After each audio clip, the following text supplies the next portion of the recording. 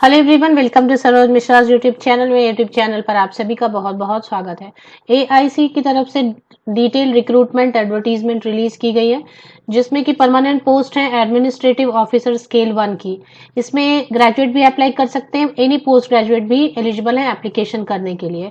तो golden chance है, अगर ऑफिसर पोस्ट पर आप काम करना चाहते हैं, गवर्नमेंट फर्म से जुड़ना चाहते हैं, गवर्नमेंट ऑर्गेनाइजेशन है बिल्कुल, और परमानेंट पोस्ट है। सैलरी 60,000 60,000 रुपए स्टार्टिंग इनिशियल सैलरी होने वाली है। बाकी की डिटेल ऑफिशियल वेबसाइट पे हम कवर करेंगे। सबसे पहले तो आ गए हम ऑफिशियल वेबसाइट पर, और इसका फुल फॉर्म क्या है? Agriculture insurance company of India limited. और इसके ऑफिशियल वेबसाइट पर ही आपको एडवर्टीजमेंट अवेलेबल मिलेगी, लेकिन इसकी डिटेल्स हम इस वीडियो में भी देखेंगे। जो हाइलाइट्स हैं, जैसे age criteria, application fee, all India level पर होगी वैकेंसीज। एक मिनट, इसके लिए विकिपीडिया पे भी चेक करेंगे कि विकिपीडिया में इसके बारे में क्या लिखा है। तो ये विकिपीडिया ओपन किया हमने, इसमें लिखा है जो agriculture insurance company of India limited is a central public sector undertaking under the ownership of ministry of finance, government of India. तो बिल्कुल प्योरली गवर्नमेंट जॉब होगी अगर परमानेंट पोस्ट है, क्योंकि ये अंडरटेकिंग में है, ओनरशिप है इसकी मिनिस्ट्री ऑफ फाइनेंस, वित्त मंत्रालय, भारत सरकार। वित्त मंत्रालय भारत सरकार के अधीन ये काम कर रहा है, तो अगर परमानेंट पोस्ट है तो बिल्कुल गवर्नमेंट जॉब है। चलिए अब बात कर लेते हैं एडवर्टीजमेंट की डिटेल्स। एडवर्टीजमेंट 16 जैन 2023 को जारी की गई है। Recruitment of 50 management trainees. तो फिलहाल जो पोस्ट का नाम रहेगा मैनेजमेंट ट्रेनी है। उसके बाद कैसा रहता है, शुरू में प्रोबेशन पीरियड पे रहता है और उसके बाद फिर वो ऑफिसर रैंक में हो जाएगा। तो अब इसकी डिटेल्स कवर करेंगे, जैसे एसेंशियल क्वालिफिकेशन और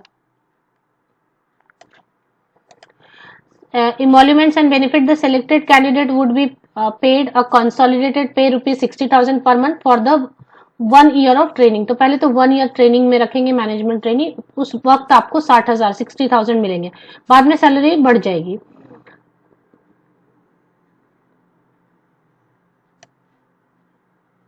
selected candidates may be posted to any place in India. तो जितने भी गवर्नमेंट, सेंट्रल गवर्नमेंट की जॉब होती है उसमें ये रहता है कि job location all India level पर जहां जहां भी उसके यूनिट होंगे, जहां जहां भी वो ऑर्गेनाइजेशन होगी, वहां पर कहीं पर भी प्लेसमेंट ऑल इंडिया लेवल पर की जा सकती है शुरू में। बाद में तो कैसा ट्रांसफर ये सब होता रहता है। एजुकेशनल क्वालिफिकेशन, ये 35 पेजेस की एडवर्टीजमेंट है, 1 बाय 1 सारी डिटेल हम कवर करेंगे। एजुकेशनल क्वालिफिकेशन 1 जनवरी 2023 तक क्या होनी चाहिए? Candidate must possess the minimum qualification as listed in the table below. तो जो नीचे मेंशन किया है वो जरूर होना चाहिए 1 जनवरी 2023 तक आपके पास। Educational qualification should be from a university, institution और board recognised by government of India और approved by government regulatory bodies. मतलब वैलिड डिग्री आपके पास होनी चाहिए। The candidate must possess valid mark sheet or degree certificate of the necessary qualification as on 1st Jan 2023। तो मतलब जिनके marksheet आ गए हैं या डिग्री सर्टिफिकेट आ गए हैं वही यहाँ पर अप्लाई कर सकते हैं। मतलब अपियरिंग वाले कैंडिडेट एप्लीकेशन नहीं कर सकते। Percentage marks shall be arrived at by dividing the total. तो ये तो परसेंटेज मार्क्स है। अब क्वालिफिकेशन क्या चाहिए वो देख लेते हैं। क्वालिफिकेशन में लिखा है ग्रेजुएट इन ग्रेजुएशन और पोस्ट ग्रेजुएशन। तो ग्रेजुएशन या पोस्ट ग्रेजुएशन दोनों ही चलेगा, ग्रेजुएट है तो भी, पोस्ट ग्रेजुएट है तो भी। तो graduate in arts, science, commerce, agriculture, horticulture, animal husbandry, management, statistics, HR और अदर्स। मतलब कोई भी ग्रेजुएट अप्लाई कर सकते हैं। 60% मिनिमम होना चाहिए ग्रेजुएशन में, और SC ST कैंडिडेट है तो 55% मार्क्स होना चाहिए। तो ग्रेजुएशन मिनिमम है, मिनिमम ग्रेजुएट होना होगा। अगर आप पोस्ट ग्रेजुएट हैं तब भी अप्लाई कर सकते हैं। मैक्सिमम एज और मिनिमम एज 21 ईयर्स है और मैक्सिमम एज 30 ईयर्स। ये जो एज लिखा रहता है ये रहता है जनरल कैटेगरी के कैंडिडेट्स के लिए, अपर एज लिमिट। इसमें रिलैक्सेशन दी जाती है SC ST कैंडिडेट्स के लिए, और बाकी कैटेगरी के कैंडिडेट्स के लिए एज में रिलैक्सेशन दी जाती है। तो अगर SC ST कैंडिडेट है तो अपर age limit 35 years, OBC non creamy layer है तो 33 ईयर्स, PWBD कैंडिडेट है तो 40 ईयर्स अपर एज लिमिट होने वाली है। इसके बाद और क्या क्या है इसमें, कैसे सिलेक्शन होगी वगैरह वो भी देखते हैं। 50 पोस्ट है, 50 पोस्ट है ऑल इंडिया लेवल से। कैंडिडेट अप्लाई कर सकते हैं। ऑल इंडिया जॉब लोकेशन रहने वाली है। इसमें जो ऑनलाइन एग्जामिनेशन होगी, the candidate have to appear for online examination objective and descriptive. 150 marks का, 150 मार्क्स का ऑब्जेक्टिव एमसीक्यू रहेगा, वस्तुनिष्ठ भी रहेगा और डिस्क्रिप्टिव भी रहेगा, और 2.5 आवर्स का, मतलब 150 मिनट्स का। और क्वालिफाइंग मार्क्स रहेगा इसमें 60% जनरल कैटेगरी को लाना होगा। ओबीसी ईडब्ल्यूएस कैटेगरी के कैंडिडेट को भी 60% लाना होगा, ये जो ऑनलाइन एग्जाम होगी। और अगर एससी एसटी कैंडिडेट है तो उनको क्वालिफाई करने के लिए 55% लाना होगा। इसमें क्या क्या क्वेश्चंस रहेंगे? Test of reasoning, English language, general awareness, quantitative aptitude, computer literacy, ये सारी चीजें। डिस्क्रिप्टिव इंग्लिश टेस्ट में ऐसे वगैरह लिखने को रहेगा, कॉम्प्रिहेंशन वगैरह रहेगा डिस्क्रिप्टिव में। नेगेटिव मार्किंग रहेगी। Negative marking, there will be negative marking of 1/4 marks. तो नेगेटिव मार्किंग तो रहने वाली है। ऑनलाइन मोड में एग्जाम होगा।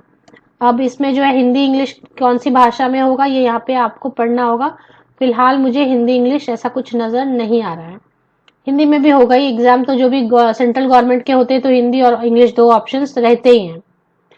The selection shall be made on the basis of the shortlisting of the candidate based on online examination and interview, for which the total marks will be 200. तो shortlisting जो होगी, online exam होगा और फिर interview होगी, उसके basis पे final selection होने वाली है। तो ये रहेगा, इंटरव्यू भी होंगे। Candidate who have been qualified, जो ऑनलाइन एग्जाम में क्वालिफाई होंगे, उन मेरिट बेसिस पर उनको इंटरव्यू के लिए बुलाया जाएगा। फिर उसके बेसिस पर फाइनल मेरिट लिस्ट बनाई जाएगी। अब सिलेक्शन के लिए ऑनलाइन एग्जाम एंड इंटरव्यू, बार बार यही रिपीट। उसके बाद डॉक्यूमेंट वेरिफिकेशन तो एक रहती है, और एक नॉर्मल सी मेडिकल फिटनेस, मतलब नॉर्मल एक छोटा सा टेस्ट होता है, वो तो रहता है। हाँ, pre recruitment medical examination, shortlisted candidate in final merit list will have to undergo pre recruitment medical examination. वो बेसिक रहता है, मतलब जनरल चेकअप रहता है। एग्जामिनेशन सेंटर अगर बात करें तो the examination will be conducted online in venues given in the respective call letters. और अगर यहाँ पर चेक कर लेते हैं, कुछ उन्होंने देकर रखा है क्या एग्जाम के सेंटर्स। ऑनलाइन एग्जाम के सेंटर ऑल ओवर इंडिया में सभी स्टेट में होने वाले हैं, लगभग सभी स्टेट में होने वाले हैं। तो ये यूनियन टेरिटरीज और सभी जगह, एनसीआर स्टेट, सभी जगह होने वाले हैं। तो ये आप चेक कर सकते हैं कि कौन कौन से स्टेट में, एक तो सेंटर हर स्टेट में है ही है। अब कॉल लेटर वगैरह डाउनलोड कर लेते हैं। लास्ट डेट क्या रहेगी, इसकी फीस क्या रहेगी, ये चेक कर लेते हैं।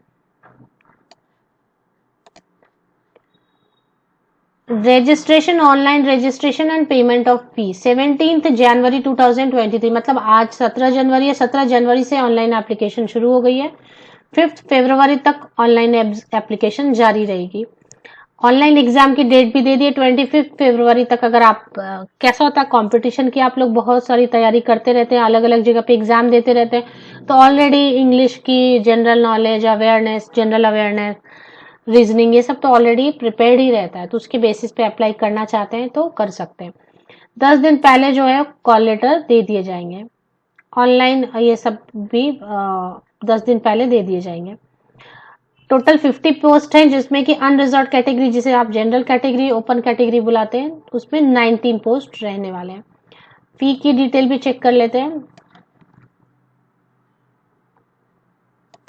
फी की डिटेल अगर आप देखना चाहते हैं तो पेज नंबर 16 पे आना होगा।